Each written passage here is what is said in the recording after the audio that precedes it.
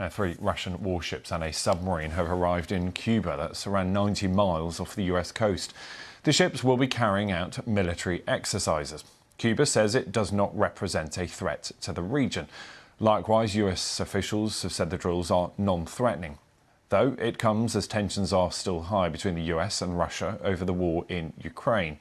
While hosting his Cuban counterpart in Moscow on Wednesday, the Russian Foreign Minister, Sergei Lavrov, said Moscow was grateful to Cuba for its principled position on the situation around Ukraine. Now, it's important to note the Russian warships are not believed to be carrying nuclear weapons.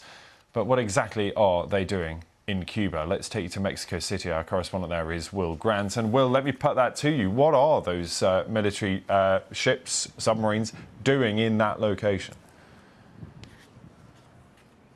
Well, in essence, I think there's 2 very, very clear messages that they're sending. The first, which is perhaps less surprising and to be expected, is a sort of underscoring of the relationship between Moscow and Havana. You mentioned there Sergei Lavrov and the comments he made about Cuba's position on the war in Ukraine. Cuba has been a loyal ally to Russia for decades now, and of course to the Soviet Union before then.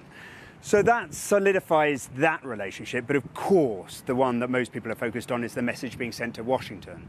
Very much a message, or certainly it seems, of what meddling in one's backyard can bring. That, you know, that the Caribbean is considered by Washington's successive administrations for decades and decades, right the way through the Cold War, to be its backyard. And this, I think, is a show of strength. You've made it very clear, and you're right to do so, that there isn't a military threat that the United States perceives by these military exercises. Cuba, too, at pains to make that clear as well. But it is an interesting moment. It's happening at a very, very interesting moment of global hostilities.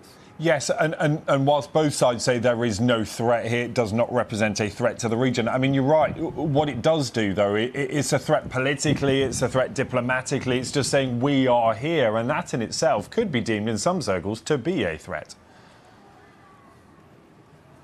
Not only are we here, but you've been taking your eye off the ball when it comes to Central America, the Caribbean. You know, that we are solidifying and strengthening relationships in your backyard if you're going to be doing the same in ours, as it's seen in terms of Ukraine. So yeah, important subtext. It all has the echoes of the Cold War. Of course, the US officials were across what was going on, was monitoring all of the activities by these warships on their way to the Caribbean.